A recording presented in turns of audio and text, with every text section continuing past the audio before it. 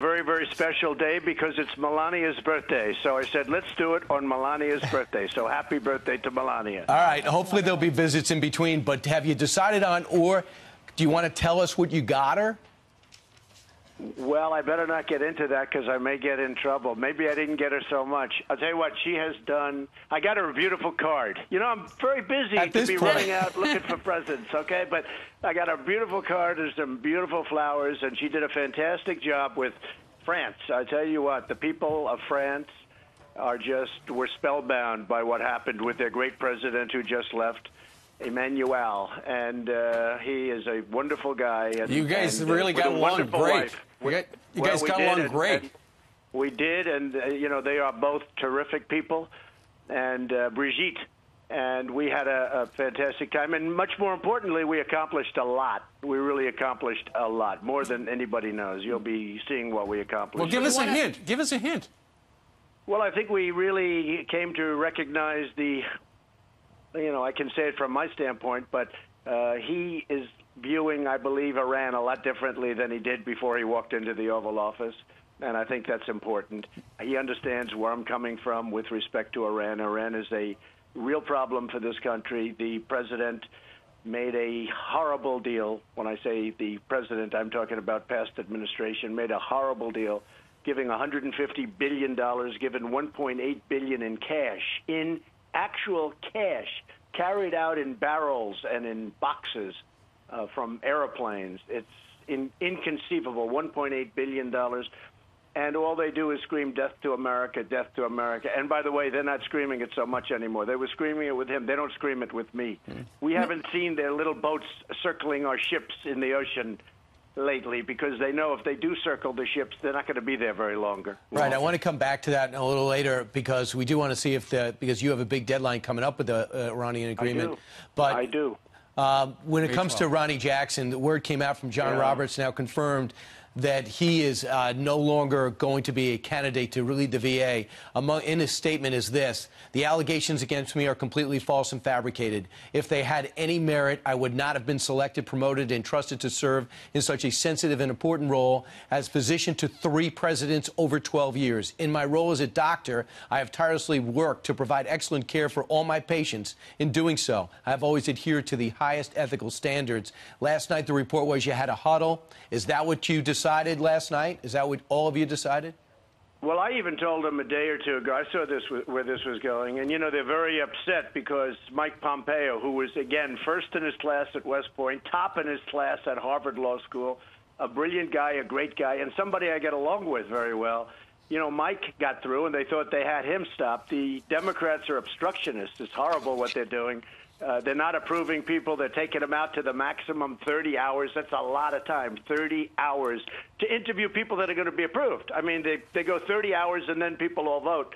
And it's a disgrace. In fact, they had a report the other day that at this rate, it'll be 9 years before they're allowed to come into government. So you have people that have given up everything. They've given up their jobs, top-line people, brilliant people. They want to come in and help us in government.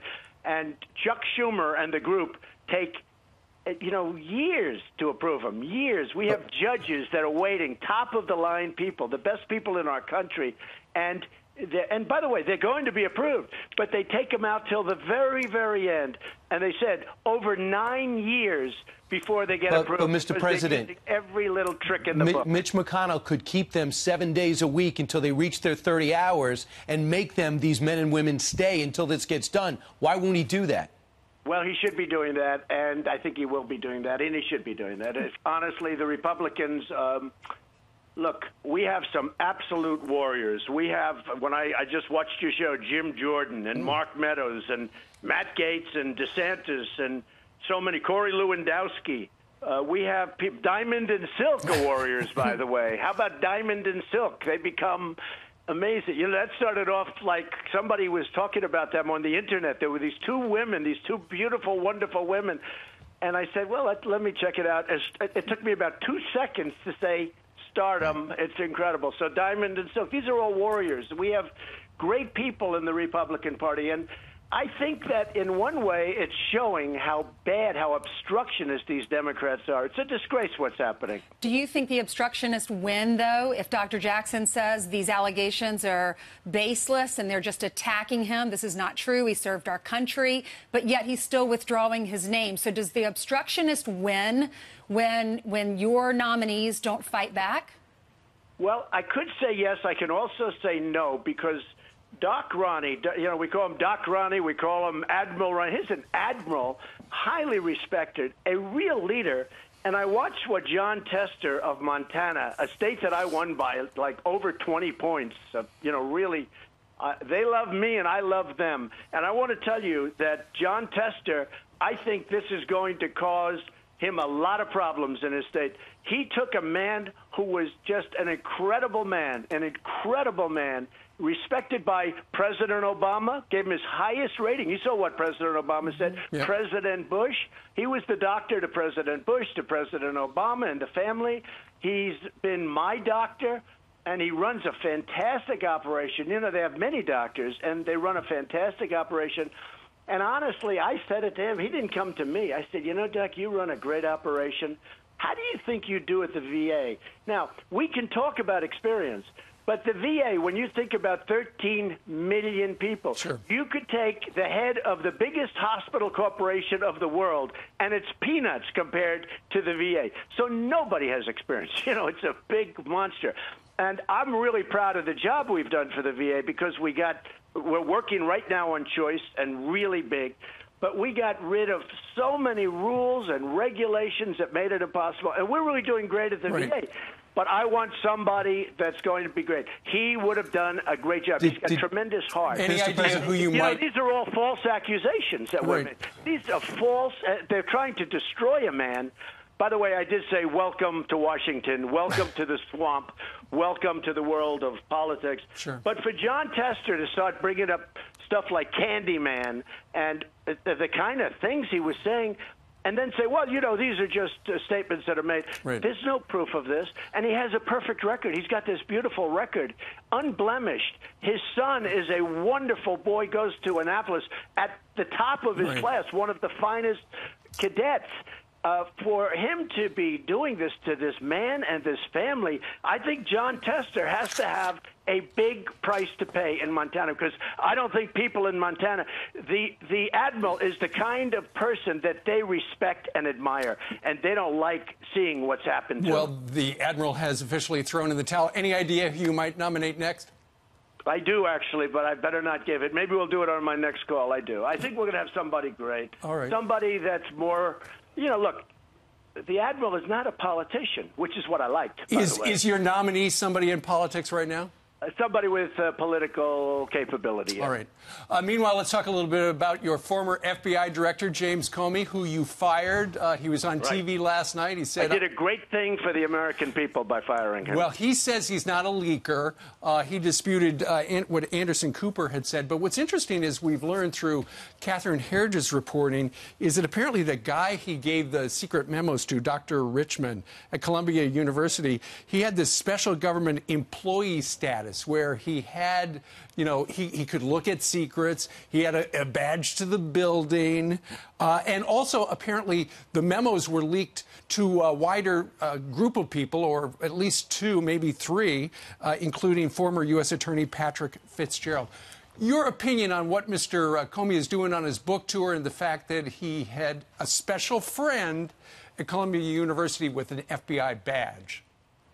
Look, Comey is a leaker, and he's a liar. And not only on this stuff, he's been leaking for years. He's probably been using his friend, the so-called professor, who now turns out to have FBI clearance, which he never said. He even lied about that, because he never said that in Congress. He said he gave it to a friend. And he gave it to a friend to leak classified information. It's all classified. It was totally classified. So he did an illegal act. And he said it himself, in order to get a special counsel against me. So the special counsel, and by the way, and Intelligence Committee and everybody else has found no collusion. There's no collusion with me and the Russians. Nobody's been tougher to Russia than I am. You can ask President Putin about that. There's been nobody. Between the military and the oil and all of the other things that I've done, the aluminum tax, they send us a lot of aluminum, and I put tariffs on aluminum coming in. The 60 people that we sent out, the 60 so-called diplomats, nobody's been tougher. Nobody's even been close to as tough as me, and we hear this nonsense going. So there's no collusion whatsoever. Well, Comey, what he did, Brian, was terrible. He leaked classified information in order to try and get a special counsel. He says it wasn't classified, Mr. President. He says it wasn't classified. Oh, it's totally classified. And he also leaked the memos, which are classified. Nobody unclassified them. And those memos were about me, and they're phony memos. He didn't write those memos accurately. He put a lot of phony stuff. For instance, I went to Russia for a day or so, a day or two, because I own the Miss Universe pageant. So I went there to watch it because it was near Moscow. So I go to Russia. Now, I didn't go there. Everybody knows the logs are there, the planes are there. He said, I didn't stay there at night. Of course I stayed there. I stayed there a very short period of time, but of course I stayed. Well, his memo said I left immediately. I never said that. I never said I left immediately. So he said, and you know the funny thing, he does these memos, and then fake news CNN, who's a total fake, you know, they give Hillary Clinton the questions to the debate. Nobody. Can you imagine, by the way, if you gave me the questions to a debate?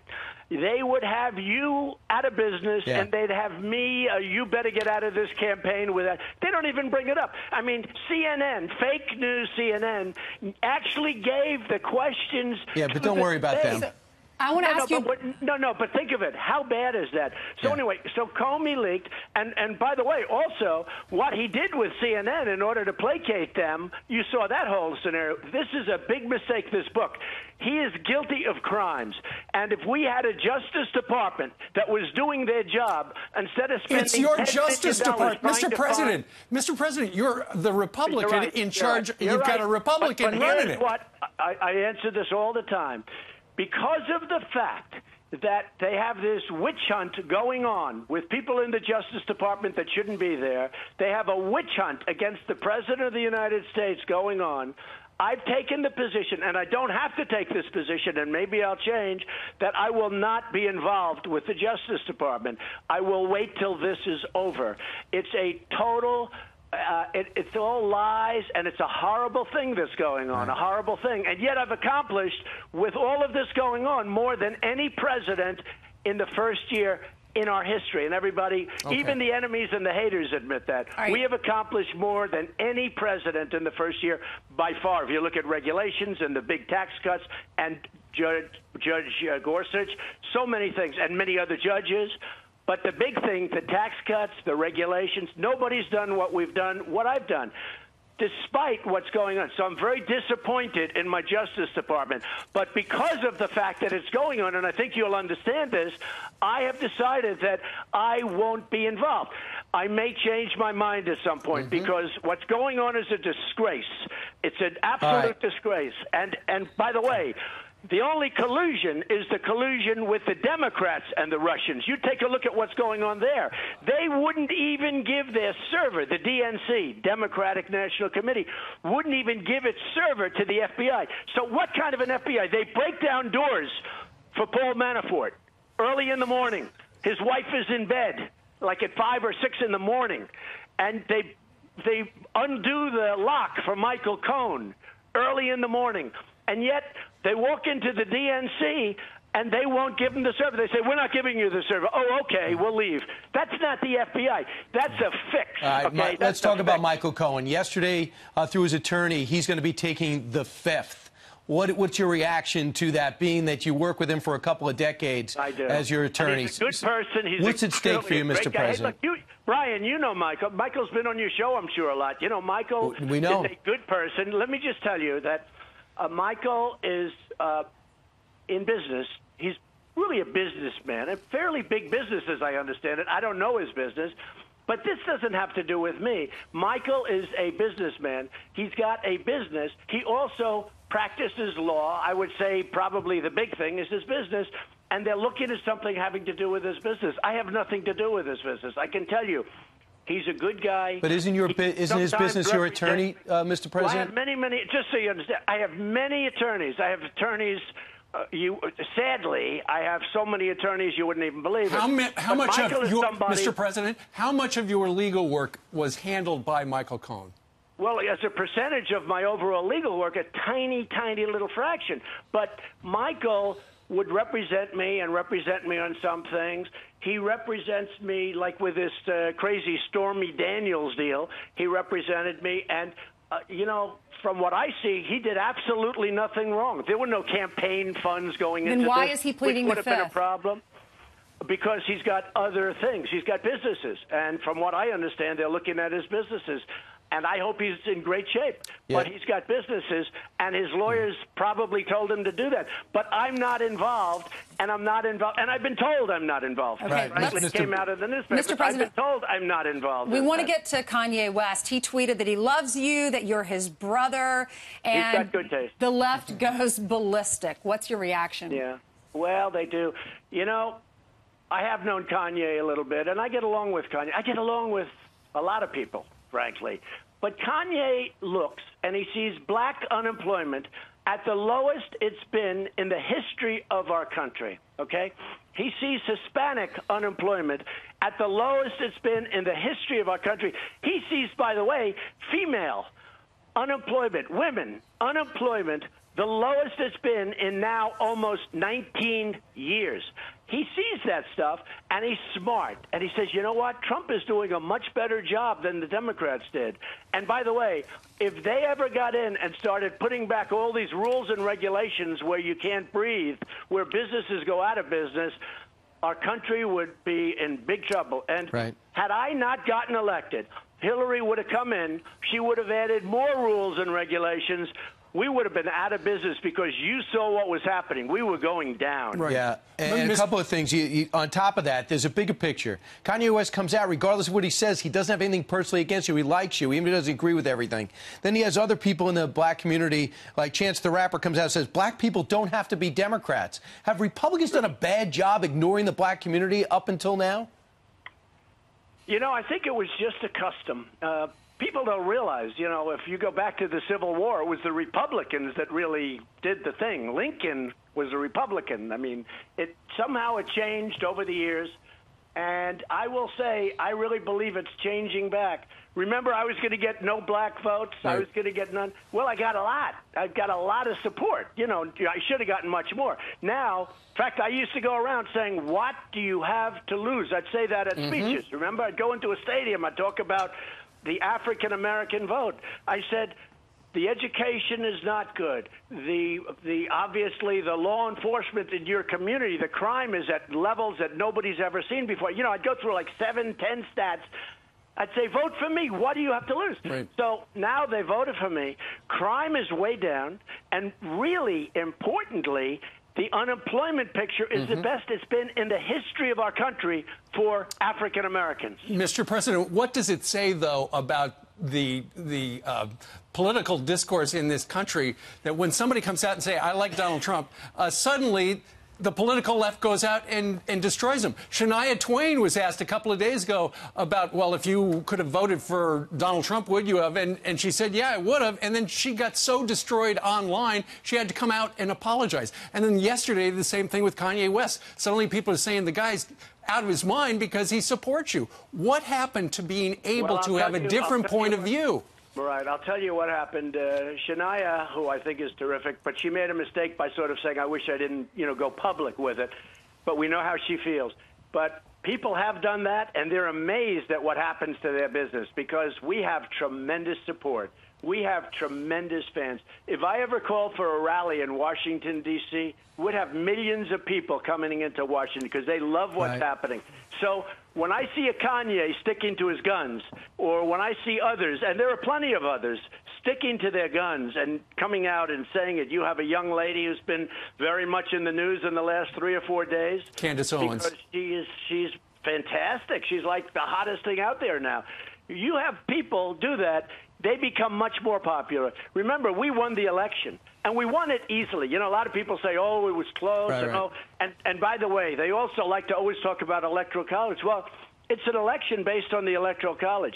I would rather have a popular election, but it's a totally different campaign. It's as though you're running, Right. if you're a runner, you're practicing for the 100-yard dash as opposed to the 1 mile. The Electoral College is different.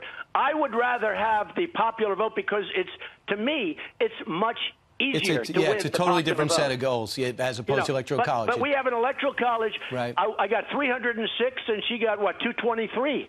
So Right. remember, there was no way to break 270. I heard right. that on CBS and NBC and ABC. They're all fake news. Well, I Mr. heard that for so long, and Right. CNN. But I heard that for so long. There is no way. So what they're trying to do is suppress the vote. Everyone goes home and says, I really like Donald Trump.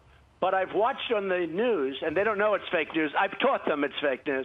I've watched on the news that he can't win. So let's go to a movie, darling, and then we'll come home and we'll watch. And you'll find out in the Donald lose. midterms whether they go with the darling home or they go to the movies. Well, I think Let's talk about we're do better than people think in the Mr. midterms President. because, it's very, right. The economy is so strong and jobs are so good that I think we're going to surprise. We won an election yesterday in Arizona. Nobody talks about it. They had these massive booths set up for CNN and everybody. They had these big booths set up because they were hoping, they spent a fortune on the Democrat, and the Republican won. Let's go. All right, but Mr. President, you could argue that the midterms are going to be decided on big things like a meeting that you're going to have one-on-one with Kim Jong-un.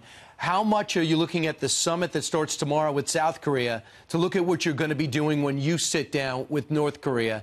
And on top of that, we know that it's confidential, but can you give us any more information on the one-on-one that Mike Pompeo had with Kim Jong-un? A lot of people are hungry for some details. Well, I can. First of all, we're doing very well with North Korea, and we'll see how it all comes out. Again, Brian, I'm not like Obama, where you go in and you have Kerry, who's the worst negotiator I've ever seen. He goes in for the Iran deal. He never leaves. He should have left. He should have just left. He could have made a much better deal. But so it could be that I walk out quickly. With respect, but it could be. It could be that maybe the meeting doesn't even take place. Who knows? But I can tell you right now, they want to meet. They wanted to go to the Olympics. Look, it was very, very nasty, with Little Rocket Man and with the buttons. And, my button's bigger than... Everybody said, this guy's going to get us into nuclear war. Let me tell you, the nuclear war would have happened if you had weak people. We had weak people. This should have been settled long before I came into office. This is a much different ballgame than if they did it 5 or 10 or 20 years ago. This is a much more dangerous ballgame now. But I will tell you, it's going very well. Mike Pompeo did go there. He wasn't supposed to meet with Kim Jong-un, but he did. They arranged, actually, while he was there to say hello.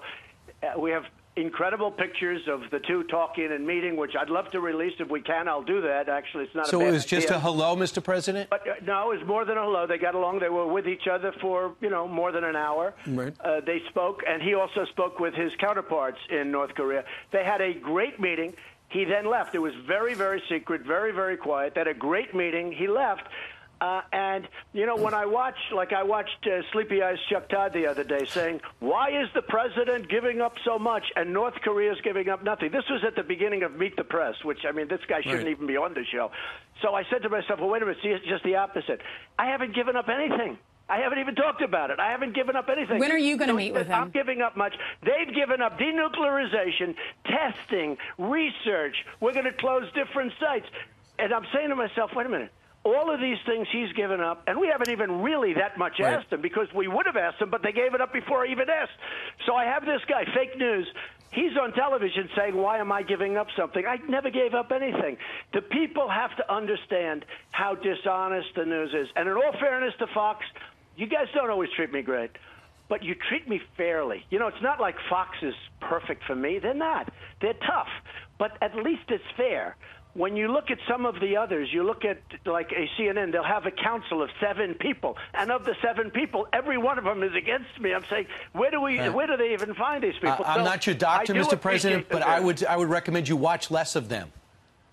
I don't watch them at all. I watched last night. I tell you what, I watched Leakin' Lion Comey last night, and I hated to do it. You know, one of the reasons people say you're still looking good, Mr. President. Right. How do you do it? Well, one of the things I've been able to do, which is something I never thought I had the ability, I would always watch when I was. Now, frankly, I don't have time for two reasons. There's too much, and I don't have time.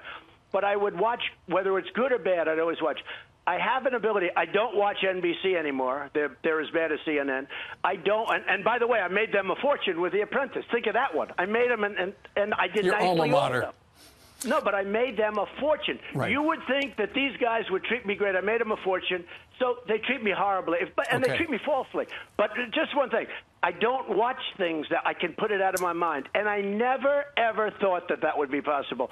And you know what that does? It keeps you on the ball. It keeps you, you keep your sanity. And it works very well. But Mr. last President, night can I I did watch a liar leaker. And his performance, by the way, was horrible. And I will say this, Anderson Cooper was surprisingly tough, and he did a good job. He did. Mr. President, real quickly, have you decided on a date to meet with Kim Jong-un? We have a decision to be made. We have 3 or 4 dates, and that includes locations. We have 5 locations. Great. And that'll all be narrowed down. I can only say this. When I came into office, people thought we were going into nuclear war, okay? And now they're saying, wow, looks like that's going to be taken care of. Mr. I think President, we're doing very well. Let's see what happens. Okay, we're running out of time, but when we came down after your first month in office, and we did that big Famous Now interview in the East Room, Ainsley asked you a question to grade your first month in office. Now, fast forward, you've been in office over a year. Last year, you said in the first month, I give myself an A for effort and a C for messaging because you were having trouble, the White House was, explaining what you were doing. How would you grade yourself now? Look, I'm fighting a battle against a horrible group of deep-seated people, drain the swamp, that are coming up with all sorts of phony charges against me, and they're not bringing up real charges against the other side. So we have a phony deal going on, and it's a cloud over my head, and I've been able to really escape that cloud because the message now everyone knows it's a fix, okay? It's a witch hunt, and they know that, and I've been able to message it. I would give myself an A+. Nobody has done what I've been able to do, and I did it despite the fact that I have a phony cloud over my head that doesn't exist.